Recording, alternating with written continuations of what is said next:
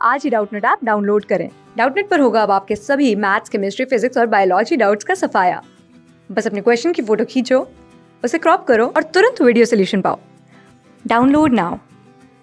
Hello friends, question हमसे पूछ रहा है a thin film spread over water appears colourful in light, will the oil film appear colourful if it is thick. देखिएगा यहाँ पे क्या बोल रहा है कि अगर वाटर के सरफेस पे हम लोग ऑयल को स्प्रेड कर दें, ऑयल का एक लेयर बना दें, तो फिर वो थिन फिल्म बना दे बेसिकली, तो वो जो होता है कलरफुल हमें दिखाई देता है, ठीक है। बट अगर हम लोग उस लेयर को, जो सरफेस फिल्म है ऑयल का, अगर हम लोग उसको थिक कर देते हैं तो फिर क्या हमें वो लाइट कलरफुल दिखेगी या नहीं दिखेगी, ठीक है। तो सबसे पहले यहाँ पे रीजन को समझते हैं, और रीजन को समझने के लिए यहाँ पे मैं दो सिचुएशन ड्रॉ करता हूँ। सबसे पहली सिचुएशन जो हमें दे रखी है, ठीक है, सबसे पहली सिचुएशन ये जो थिन फिल्म वाला दे रखा है, ठीक है। थिन फिल्म के बारे में पहले यहाँ पे समझते हैं। मान लेते हैं ये वो थिन फिल्म है जिसके बारे में बात किया है कि यहाँ लाइट जो है वो कलरफुल दिखाई देती है, और एक लाइट रे जो है वो यहाँ पे इंसिडेंट हो रही है, ठीक है।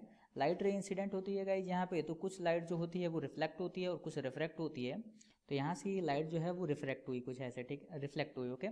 ये कुछ पोर्शन लाइट का रिफ्लेक्ट हुआ, फिर से कुछ पोर्शन जो है इसका रिफ्रैक्ट हुआ, ओके। यहाँ पे रिफ्रैक्शन हुआ, और रिफ्रैक्शन के बाद फिर से जो दूसरा सरफेस है ऑयल का, इस ऑयल के दूसरे सरफेस से अगेन रिफ्लेक्शन हुआ, और लाइट जो है वो यहाँ से कुछ ऐसे रिफ्लेक्ट हुई, ओके।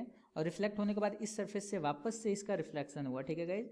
इस सरफेस से वापस से इसका रिफ्लेक्शन हुआ, और लाइट जो है वो ऐसे हम लोगों को दिखी, ओके। तो यहाँ से हम लोग देख सकते हैं कि ये हमें दो लाइट रे मिल रही है यहाँ पे, ओके। ये दो एक ही लाइट रे से, ये हमें दो लाइट रे मिल रही हैं दो अलग अलग सरफेस से रिफ्लेक्शन की वजह से। और यहाँ पे ऐसा हम लोग कह सकते हैं कि हमें ऐसा लगेगा कि ये दोनों लाइट जो है वो दो अलग अलग सोर्सेज से आते हुए लगेंगे, ओके गाइज। मान लेते हैं कि ये जो सोर्स है वो एक सोर्स है, और ये जो है ये हमारा दूसरा सोर्स है, ठीक है। ये दो अलग अलग सोर्सेज से लाइट आते हुए प्रतीत होंगी हमें, ठीक है। इसका मतलब ये जो सिचुएशन है ये बिल्कुल वैसे ही बिहेव करता है जैसा कि YDSC यानी यंग्स डबल स्लिट एक्सपेरिमेंट का setup. Young's double slit experiment के सेटअप में गाइज कुछ ऐसा होता है कि ये दो स्लिट होते हैं हमारे पास, S1 एंड S2, और इनकी बीच की डिस्टेंस को हम लोग D कहते हैं, स्मॉल d। ये स्लिट और स्क्रीन के बीच की डिस्टेंस जहाँ पे हम लोग इंटरफेरेंस को, पैटर्न को ऑब्जर्व करते हैं, उसको कैपिटल D कहते हैं। और लाइट रे जो होती है वो यहाँ इन दोनों सोर्सेज से निकल के किसी भी एक पॉइंट पे मिलती है, और वहाँ पे इंटरफेरेंस पैटर्न जो है वो शो करती है। यहाँ पे भी सिचुएशन जो है ऐसी है गाइस कुछ। यहाँ पे देखिए ये दो लाइट सोर्स की तरह बिहेव कर रहे हैं, इनकी बीच की कुछ डिस्टेंस है, ठीक है।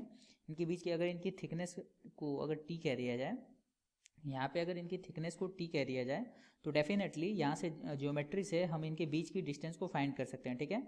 तो इनकी बीच की डिस्टेंस को मैं यहाँ पे कह देता हूँ D, ओके। ये इनकी बीच की डिस्टेंस, ये जो दोनों सोर्सेज के बीच की डिस्टेंस हमें लगेगी उसको मैं बोल देता हूँ यहाँ पे D, ओके। और यहाँ पे भी D है, यहाँ पे भी D रखे हैं गाइज, तो यहाँ पे D प्राइम कर देते हैं, ओके। अब देखिए यहाँ पे जो फ्रिंज विड्थ की वैल्यू होती है, फ्रिंज विड्थ जिसको हम लोग बीटा से डिनोट करते हैं, वो होता है D लेमडा बाई D, जहाँ पे लेमडा उस लाइट का वेवलेंथ होता है जो हम लोग इंटरफेरेंस पैटर्न के लिए यूज करते हैं, ओके। तो यहाँ पे भी सिचुएशन जो बिल्कुल सेम होगी, ओके। कहीं पे हमें ब्राइट दिखेगा, कहीं पे हमें डार्क दिखेगा, थिन ऑयल इंटरफेरेंस हो रहा है यहाँ पे, ठीक है। थिन फिल्म इंटरफेरेंस, जिसको हम लोग, इस फिनोमेना को हम लोग थिन फिल्म इंटरफेरेंस कहते हैं, ठीक है। और यहाँ पे ये सिचुएशन जो पॉसिबल हो रही है क्योंकि डिक्टो यही वाली सिचुएशन जो है वो यहाँ पे भी है, ठीक है। दो लाइट सोर्स की तरह ये दोनों सरफेस बिहेव कर रहे हैं, तो यहाँ पे भी इंटरफेरेंस पैटर्न शो करेंगी।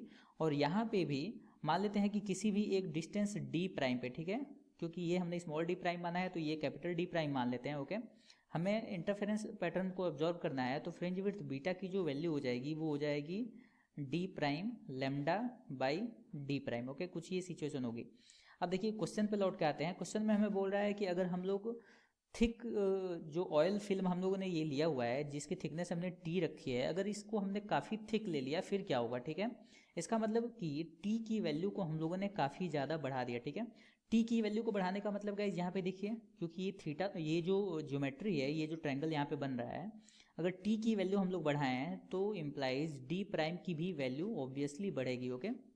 यहाँ पे D प्राइम की भी वैल्यू बढ़ेगी, ओके। और D प्राइम की वैल्यू बढ़ेगी तो देख सकते हैं कि फ्रिंज विड्थ की जो वैल्यू है D प्राइम की अगर वैल्यू बढ़ेगी तो बीटा जो है वो inversely proportional to D prime है, ओके। बीटा जो है वो inversely proportional to D prime है। इसका मतलब कि अगर T की वैल्यू बढ़ाएं तो D प्राइम की वैल्यू बढ़ेगी, ओके।